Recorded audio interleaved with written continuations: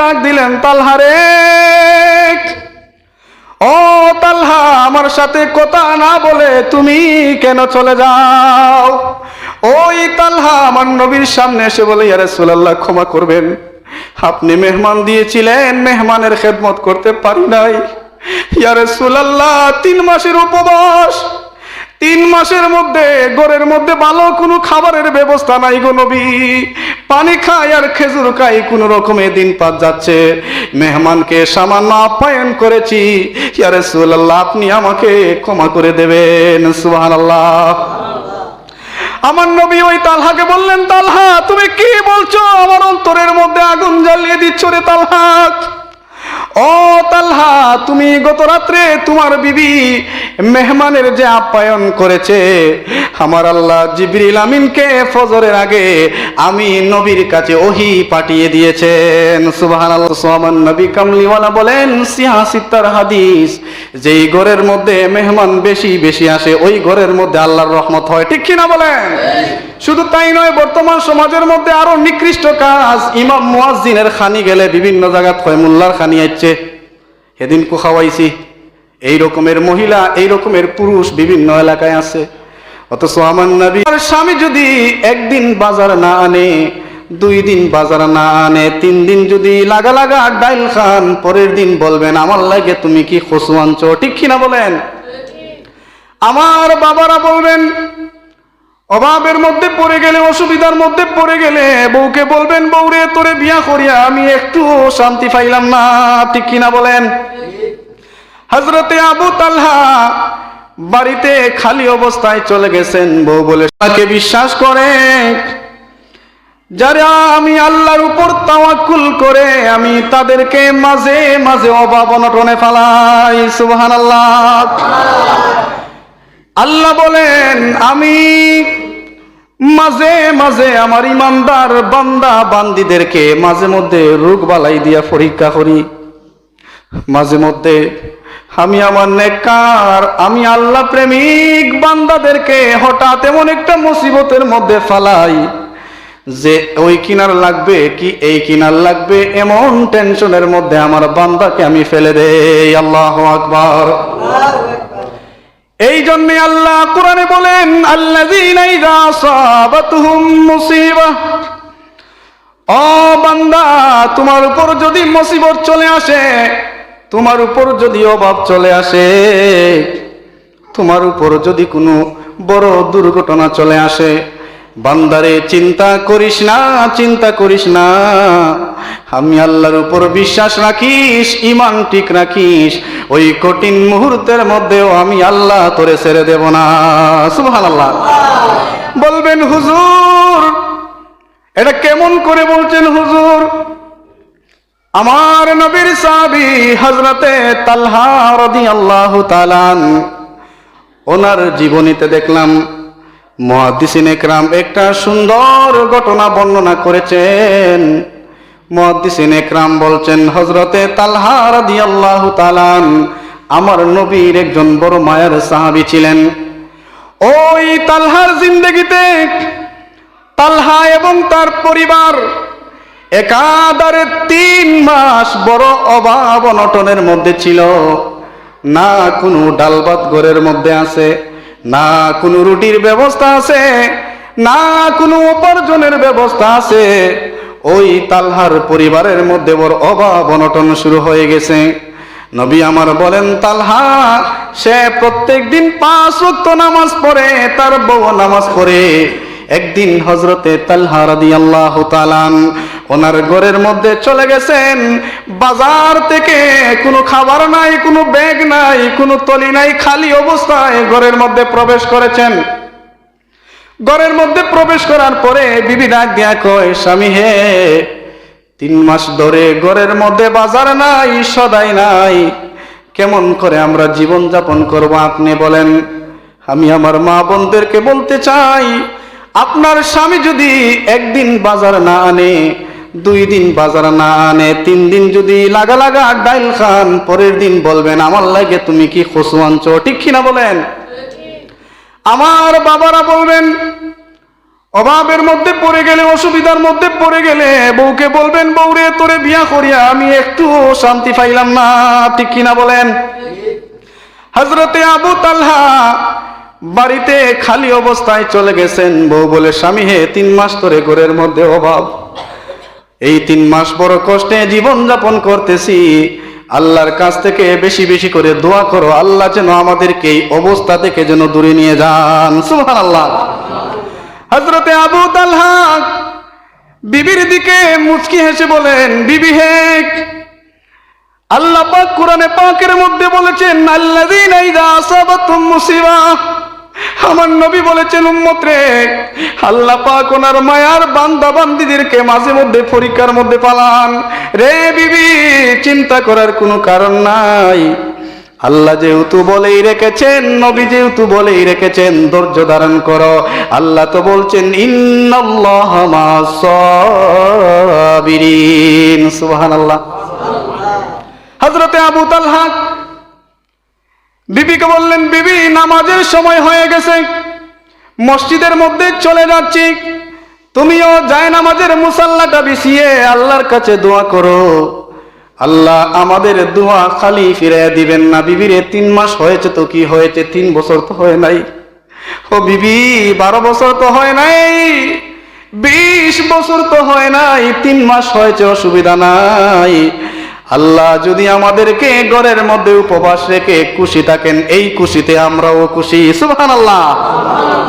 আমাদের সমাজের অবস্থা, আল্লাহ যদি 2-3 দিন, 1 মাস, 2 মাস, 3 মাস আপনাকে যদি কোনো ক্রাইসিসের মধ্যে রাখে, অসুবিধার মধ্যে রাখে, অভাবের মধ্যে রাখে, আপনি আমি বলে ফেলবো, আল্লাহ আর খেউরে দেখছেন না, আমার উপরে খালি টাটা ফালায়, নাউজুবিল্লাহ। এমন ঈমান নিয়া কি করে আল্লাহর কাছে দোয়া করেন, কি করে আল্লাহ আপনার দোয়া কবুল করবেন? হযরতে তালহা মসজিদের মধ্যে চলে গেলেন, বিবি জায়নামাজ নিয়ে নিলেন। মা বোনেরা শুনেন, আপনি আমি তো জুমার দিন কাজের শেষ নাই, জায়নামাজ নিবার টাইম নাই, টিভি বন্ধ করার সময় নাই, মোবাইলে কল আইছে, রসর মারতে মারতে সময় চলে যায়, কিন্তু জুমার আজান মসজিদে হয়ে যায়, ঠিক কিনা বলেন? আমার মুরব্বী বাবারা, যুবক ভাইয়েরা, জুমার দিন ঘুমাইতে ঘুমাইতে মসজিদের আজান শোনার সময় নাই। আমার চাচা গরু লাগি ঘাস খাড়তে খাড়তে আর মসজিদ আইবা একবারে লাস্টে, ঠিক কিনা বলেন? আয়া কইবা, হুজুরে লেট করিলাইরা কমর বেদনা করের, আর আওরর মাঝে বইয়া বইয়া আরক বেটার দান খাড়তে এই সময় কমর তানোর বেদনা করে না, ঠিক কিনা বলেন? আমার যুবক ভাইয়েরা, তালহা রাদিয়াল্লাহু তাআলা মসজিদে চলে গেলেন, নামাজ শেষ হয়ে গেছে, বাড়িতে চলে আসবেন। নূরে মুস্তাফা সাল্লাল্লাহু আলাইহি সাল্লাম বলেন, তালহা রে, একটু তুমি এদিকে আসো। হযরতে তালহা রাদিয়াল্লাহু তাআলা বললেন, লাব্বাইকা সাদাইকা ইয়া রাসূলুল্লাহ।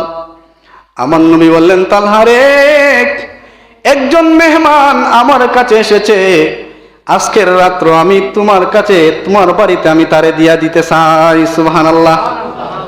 বিপদের উপরে আরো বিপদ। বেটায় 3 মাস খাইছে না, 3 মাস না খাওয়া, আবার একজন মেহমান লোকে বেটা কিতা করতো, বিষয় মরতো, ঠিক কিনা বলেন? আমাদের সমাজে, আমাদের আপনাদের এলাকায় না, বিভিন্ন এলাকায় এমনও আছে, মেয়ের বাড়ি থেকে যদি মেয়ের শ্বশুর শাশুড়ির মেহমান আসে, ঘরের মধ্যে খোয়া এবার আর টাইম পাইছে না, ঠিক কিনা বলেন? ফুয়ার হুরবার থেকে যদি মেহমান আয়, তে শ্বশুর শাশুড়ি খোয়া দেখছো নি, খোয়া মনে হয় হুর হুরিরে বলতা দিলা, ঠিক কিনা বলেন? শুধু তাই নয়, আপন বোন, আপন ফুফু যদি বাড়িতে আসে, তারপরেও আমাদের সমাজে বলে, নিজে খাইতে পারলাম না, ইচ্ছে তারা 3-4 দিন থাকতো। অথচ আমার নবী কামলিওয়ালা বলেন, সিহাসিত্তার হাদিস, যেই ঘরের মধ্যে মেহমান বেশি বেশি আসে, ওই ঘরের মধ্যে আল্লাহর রহমত হয়, ঠিক কিনা বলেন? শুধু তাই নয়, বর্তমান সমাজের মধ্যে আরো নিকৃষ্ট কাজ, ইমাম মুয়াজ্জিনের খানি গেলে বিভিন্ন জায়গাত হয়, মোল্লার খানি আইছে, সেদিন কো খাওয়াইছি, এই রকমের মহিলা, এই রকমের পুরুষ বিভিন্ন এলাকায় আছে। অথচ আমার নবী কামলিওয়ালা বলেন, ইন্নামা ইয়াখশাল্লাহু মিন ইবাদিল উলামা। আলিম উলামার মহব্বত, মসজিদের খাদিমের মহব্বত, নবীর তালবা ইলমের মহব্বত, আমার নবী বলেন আমার মহব্বত। সুবহানাল্লাহ। মেহমান আইলে ও টেকা, ইমাম মুয়াজ্জিনের খানি গেলে ও টেকা, তার সামসারে খাওয়াইলে কোনো টেকা হয় না, ঠিক কিনা বলেন? কারণ সামসাই গো বইতল, তার লগে তাকে আর তারে কুচিন্তা দে, যারারে খাওয়াইলে সওয়াব হইব, এরারে খাওয়ায় না বেটিও ওলা, বেটাও এখন ওলা। এই জন্যে সংসারের মধ্যে অশান্তি আর অশান্তি। বেটায় শুনে না বেটির কথা, বেটে কয় তোমারে তালাক, বেটায় কয় তোর 14 গোষ্ঠী তালাক, ঠিক কিনা বলেন? কারণ কি? ওই যে আমরা মুড় ঘুরে যাচ্ছি। হযরতে তালহা রাদিয়াল্লাহু তাআলা মসজিদ থেকে বের হচ্ছেন, নবী বলছেন মেহমান দিলাম। হযরতে তালহা রাদিয়াল্লাহু তাআলা বলেন ইয়া রাসূলুল্লাহ আলহামদুলিল্লাহ, অথচ বাড়িতে 3 মাসের কোনো খাবার নাই। চিন্তা করছেন, খাবার নাই, মেহমান বলছেন আলহামদুলিল্লাহ। এখন তালহা ওই মেহমানকে নিয়ে ওনার বাড়িতে চলে যাচ্ছেন। ঘরের দরজার সামনে যাওয়ার পরে বিবিকে সালাম দিচ্ছেন। সালাম দেওয়ার পরে বিবি দরজা খুলে দেখেন ওনার পিছনে একজন মানুষ দেখা যায়। ওই তালহা রাদিয়াল্লাহু তাআলা আনহুর বিবি বলেন, স্বামী হে, আপনার সঙ্গে কাকে নিয়ে এসেছেন? হযরতে তালহা রাদিয়াল্লাহু তাআলা বলেন, বিবি হে, নবী কামলিওয়ালা একজন মেহমান আমাদের বাড়িতে দিয়েছেন। হযরতে তালহা রাদিয়াল্লাহু তাআলা আনহার বিবি বলেন, স্বামী গো, মেহমান তো আল্লাহর পক্ষ থেকে রহমত নিয়ে আসে, আপনি ওনাকে সামনের রুমে বসান, আর আপনি একটু কষ্ট করে কিচেনের মধ্যে আসেন। সুবহানাল্লাহ। ওই সাহাবীর বিবি বললেন, স্বামী, ওই ঘরের টাকের মধ্যে 2টা বস্তা আছে, ওই বস্তার মধ্যে কিছু গমের গুঁড়া আছে, খুদির গুঁড়া আছে। গুঁড়া তো বুঝলেন আপনারা, গরুরে খাওয়াইন, মুরুগরে খাওয়াইন। ওই বস্তার মধ্যে কিছু গুঁড়া আছে, ওই গুঁড়াগুলো আপনি বের করেন। গুঁড়াগুলা বের করার পরে ওই সাহাবীর বিবি চাইন নিলেন। চাইনের মধ্যে যারা শুরু করলেন। মা বোনেরা শুনেন, দেখেন মেহমানের খেদমত। আপনি আমি মেহমান আসলে না চিন্তাই বলে মেহমান আইবার আর টাইম পাইছেন না, অথচ দেখেন নবীর সাহাবীর বিবি কি করছেন, ওই খুদিগুলা, ওই গুঁড়াগুলা একটা চাইনের মধ্যে নিলেন, নিয়ে ওই 2 বস্তা চাউল, ওই 2 বস্তা গুঁড়া ভালো করে জারা শুরু করলেন। এমন ভাবে জারলেন, জারতে জারতে প্রায় 1 ফুট খুদি ওই গুঁড়া থেকে বের হয়েছে। সুবহানাল্লাহ। 2 বস্তা গুঁড়া, গমের গুঁড়া থেকে মাত্র 1 ফুট খুদি বার হয়েছে। খুদ, শুদ্ধ ভাষা হয় খুদ। এই খুদ গুলাকে কিছুক্ষণের মধ্যে ফাড়া ফুতাইলের মধ্যে নিয়ে উনি ভালো করে ঘষলেন। ঘষার পরে উনি খাট বেলাইন নিলেন। আমরা সিলেটি ভাষায় কই খাট বেলাইন নিয়া ওই সামান্য খুদকে উনি রুটিতে রূপান্তরিত করলেন। সুবহানাল্লাহ। রুটিতে রূপান্তরিত করার পরে ওই সাহাবী তালহা রাদিয়াল্লাহু তাআলা ওই 2টা রুটি একটা প্লেটের মধ্যে নিলেন। স্ত্রী স্বামীকে নেওয়ার সাথে সাথে বললেন, 2টা রুটি মেহমানের সামনে দিয়ে আপনি সাথে সাথে চলে আসবেন। সাথে সাথে চলে আসার পরে আমি ঘরের লাইট বন্ধ করে দেব। সুবহানাল্লাহ। স্বামী বলল, বিবি কেন ঘরের লাইট বন্ধ করবা? ওই বিবি ডাক দিয়ে কই, স্বামী, ঘরের লাইট যদি অন করা থাকে ওই মেহমান আপনাকে ডাকবে। 2টা রুটি থেকে একটা রুটি যদি আপনি খেয়ে ফেলেন, মেহমান একটা রুটি খেলে তার পেট ভরবে না। সুবহানাল্লাহ। আমাদের ঘরে মেহমান আসলে আগে হয় বড় মাছের মাথা আমি খাইমু, মেহমান ডে লেঙ্গুর দিলে অসুবিধা কিতা? ঠিক কিনা বলেন? ওই বিবি বলছেন, স্বামী লাইট বন্ধ করে দেব, 2টা রুটি ওনার সামনে দিয়ে চলে আসবেন। স্বামী স্ত্রীর কথা মতো 2টা রুটি ওই মেহমানের সামনে দিয়ে উনি চলে আসলেন। মেহমান 2টা রুটি খেয়ে উনি ঘুমিয়ে গেলেন। ওনারা ঘরের লাইট বন্ধ করে রাত্রি যাপন করে ইবাদত করা শুরু করে দিলেন। সুবহানাল্লাহ। বিবি বলছে, স্বামী বলছে, বিবি, নবীর মেহমান যদি বেয়াদবি হয়ে যায় আমার নবী কামলিওয়ালা কষ্ট পাবেন। ও বিবি, দোয়া করো ফজরের নামাজে যাওয়ার পরে আমার নবী যাতে আমার দিকে তাকিয়ে মুস্কি হাসেন যে আমি মেহমানের খেদমত করেছি। আমি সাহাবী 3 মাসের উপবাস, আমার নবীর মুস্কি হাসিতে আমি শান্তি হয়ে যাব। সুবহানাল্লাহ। ফজরের সময় হয়ে গেল। ওই তালহা রাদিয়াল্লাহু তাআলা মসজিদে গেলেন, ওই মেহমানও মসজিদে গেলেন। ফজরের নামাজ শেষ হয়ে গেছে, মেহমান নবীর পাশে দাঁড়িয়ে আছেন। হযরতে তালহা রাদিয়াল্লাহু তাআলা মাথা নিচু করে করে মসজিদ থেকে দ্রুত বের হয়ে যাচ্ছেন। নবী যদি শরম দিয়া দেন।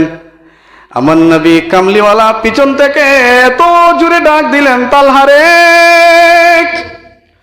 ও তালহা, আমার সাথে কথা না বলে তুমি কেন চলে যাও?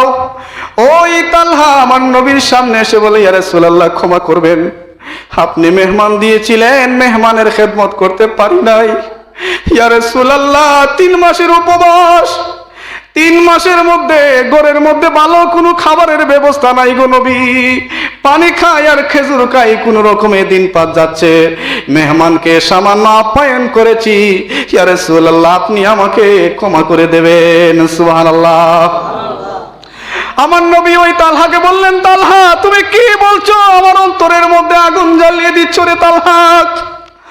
ও তালহা, তুমি গত রাত্রে তোমার বিবি মেহমানের যে আপ্যায়ন করেছে, আমার আল্লাহ জিবরিল আমিনকে ফজরের আগে আমি নবীর কাছে ওহী পাঠিয়ে দিয়েছেন। সুবহানাল্লাহ। ও তালহা, মেহমানকে তুমি কি খাইয়েছো আমি দেখি নাই, অথচ তুমি আমার মেহমানকে সম্মান করেছো, আল্লাহর মেহমানকে সম্মান করেছো। আমার আল্লাহ রুহুল আমিনকে আমি নবীর দরবারে পাঠিয়ে দিয়েছেন। সুবহানাল্লাহ। ও তালহা, যাও যাও যাও, এই মুসিবতের মধ্যে, অভাবের মধ্যে আল্লাহ তোমাকে মুক্ত করে দিয়েছেন। তোমরা স্বামী স্ত্রী পরীক্ষার মধ্যে গোল্ডেন প্লাস পেয়েছো। সুবহানাল্লাহ। আমার মা বোনেরা, এটা এই জন্যে বললাম, আমাদের সমাজে বর্তমানে মুসলমানের অভাব নাই, কিন্তু মুসলমানিত্বের বড় অভাব। ঠিক কিনা বলেন? নবীর সাহাবীর অভাব এসেছে, কিন্তু একটাবারও ইসলাম বলেন নাই, নবীর কথা বলেন নাই, নবীর আদেশ একটা মুহূর্তের জন্য বলেন নাই। আমরা এখন হয়েছি সুবিধাবাদ, জিন্দাবাদ, যেমনে মনে চায় চললাম, আর মনে মনে নিজেরা অনেক বড় মুসল্লি ভাবলাম, অথচ চিন্তা করলাম না আমি কি করছি, আমার কাজগুলা কি আমার আল্লাহ খুশি হচ্ছেন। সুবহানাল্লাহ। চিন্তা করেন। এই জন্যে এই কথা থেকে এই শিক্ষাটা নিবেন, অভাব আসুক, অনটন আসুক, আপনি আপনার স্ত্রীকে দুষবেন না, স্ত্রী আপনি স্বামীকে দুষবেন না, কারণ এখানে কারো দোষ নাই। হ্যাঁ, দোষ একটা থাকতে পারে, আপনার হাসিলতের দোষ থাকতে পারে, আপনার ইমানের দোষ থাকতে পারে, আপনার হাসিলতের কারণে হয়তো আপনার অভাব আসছে, আপনার বিপদ আসছে। কিন্তু মাঝে মধ্যে আল্লাহর নেককার বান্দাদের আল্লাহ কিছু বিপদের মধ্যে রাখেন, এই জন্যে যে মাঝে মধ্যে কিছু ভুল ভ্রান্তি হয়, ওই বিপদে ফালাইয়া আল্লাহ গুনাহগুলা ক্ষমা করে দেন। সুবহানাল্লাহ। শেষ আমার